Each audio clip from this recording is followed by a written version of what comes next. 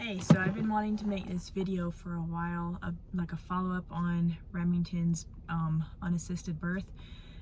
I know it's a whole year later, literally. His first birthday was yesterday, but we procrastinated so badly about getting his birth certificate and stuff, and we just got his birth certificate in the mail like a month ago, a couple weeks ago.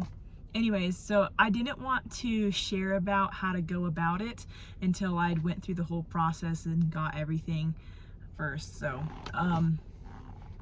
yeah, basically, let's see. So we went and applied for this birth certificate at the Department of Health.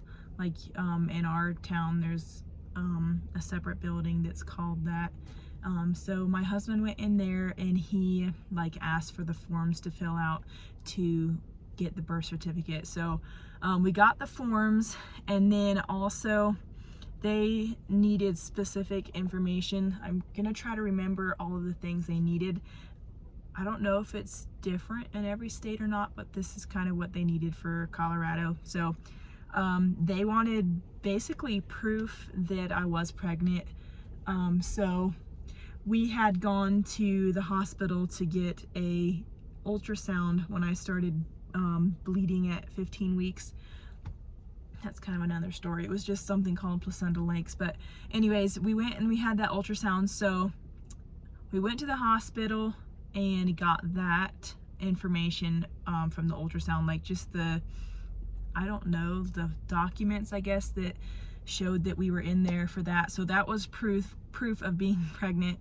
And then they also needed like proof of birth, really, and it was like if the baby had seen anybody after the birth. And we actually had taken him to the pediatrician just really randomly because his ears are kind of like sticking out a little bit, and we were just curious if there was anything that could be done about that, or if his ears were deformed. They just hadn't really, like, you know, they just needed some time. But anyways, that's what we went there for. But they kind of turned it into like a normal routine pediatric checkup thing.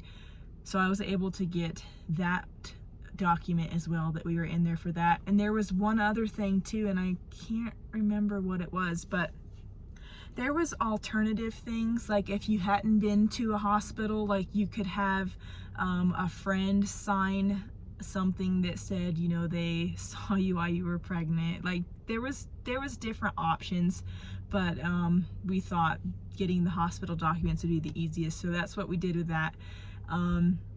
That was actually a little bit difficult to get all of those from the hospital for some reason. I don't know if it's just because we don't know our way around hospitals well enough or what the deal is, but it just felt really hard to get those. But we did eventually. And then so once we had all of our paperwork together, I took it back to the Department of Health, and they kind of helped me fill out any other information that they needed.